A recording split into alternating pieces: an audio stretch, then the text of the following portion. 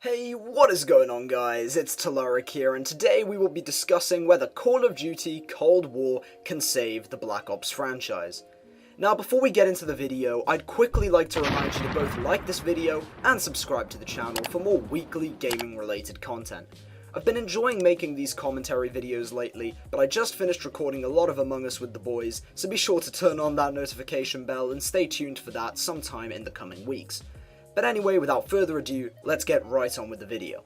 So for those of you who don't know, the Cold War Alpha was released in the last few weeks, and so the gaming community finally got to experience the next installment in the Black Ops franchise that has been going on since 2010. Well, I say the gaming community, what I actually meant was the PS4 community, because it was a PS4 exclusive. Sony. So unfortunately, being an Xbox loser, I was unable to play yet another awesome game when it was popular. I mean seriously, how come PS4 is getting all the games now? First it was with Fall Guys, now with Cold War. It's just really annoying. If only Microsoft stopped trying to buy cancer in a can and signed a few more contracts with game developers, then maybe we'd get a few more good exclusives other than Halo Infinite. I'm sorry, but the point still stands. As of now, I have not played the game, which obviously makes it very hard for me to decide on whether it will be good or not, so instead I'm just trying to make a prediction. Whether that prediction will end up being true or not is a video for another time, but you can be sure that I will be making more Cold War content when the beta is available on October 15th. But until then, you'll have to settle with my sour taste and obnoxious voice. So what will Cold War bring to the table?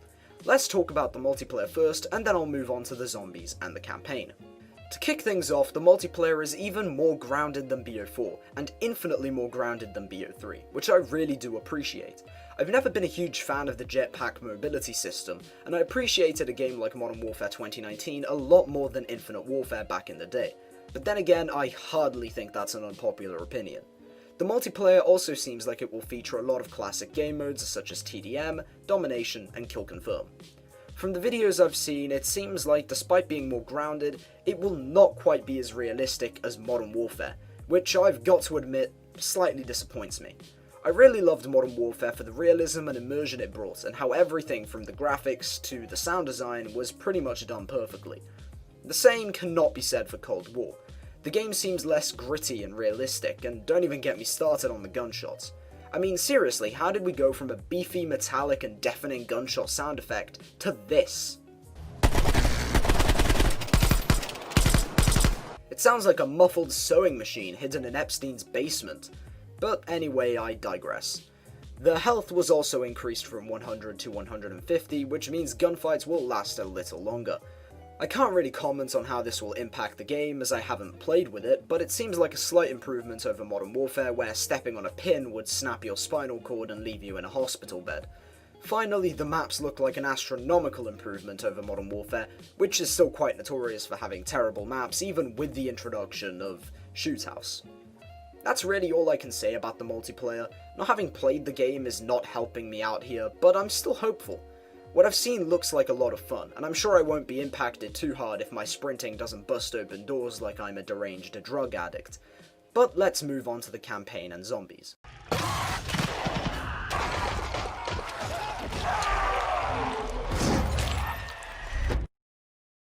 Alright, I'm gonna be 100% honest.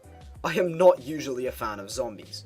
Something about the PvE aspect of it just never quite connected with me, and I was never able to play it for hours on end like most COD fans. It's for that main reason that I'm not going to really be discussing zombies until I play it, but for those of you watching that are interested, then you'll be happy to know that it is going to feature in Cold War, and it does look quite good. The campaign, on the other hand, is an aspect I'm certainly interested in. I loved the Modern Warfare 2019 campaign, and I still hope they continue the rebooted story. The missions were fun, the immersion was incredible, and the tone was perfect. Will the Cold War campaign be the same way?